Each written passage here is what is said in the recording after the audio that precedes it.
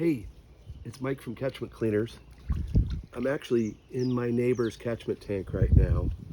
The reason is I wanted to make sure that she had a floating suction or floating inlet like this one. And fortunately, she does. There's three really important reasons why you want to have a floating inlet.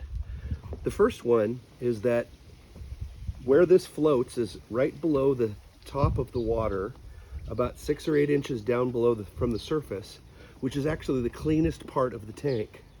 The dirtiest part of the tank is where most suctions are, which is right down there next to the inlet pipe, where all the garbage runs off of the roof and into the tank. And so what happens is when the pump starts up, it'll suck that dirt right off the bottom and pump it right into your filters. Sometimes you might even look inside of your tank and see a clean circle right around the bottom of your inlet. Having a floating inlet will prevent that and keep your filters cleaner. The second reason why you want to have a floating inlet is that you can actually draw more water from the tank with a floating inlet than you could otherwise with a fixed inlet. You see, most catchment tanks have a curved bottom to them, and so by the time the water gets down to the suction on a fixed suction line, there's still 500 or 1,000 gallons of water sitting down in here. But with a floating suction, because it swivels and stays even with the surface of the water, as the water level drops, it drops and it goes actually down into that bowl down there, where you might be able to prevent having to order up a truck of water unnecessarily. The third reason why it's important to have a floating suction is when you're adding bleach.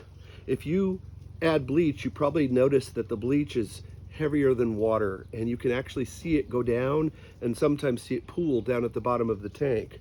Well, because the suction is normally down there, when the pump turns on, it's very common for it to slurp up some really bleachy water and then turn the water inside your house and your shower and your sinks to be really strongly bleachy smelling.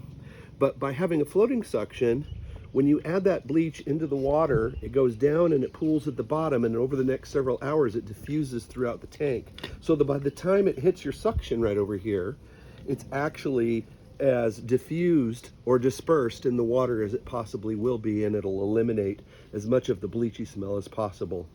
And those really are the three reasons why you should have a floating suction in your catchment tank too. Hello? Are you in there again? Sorry, gotta go.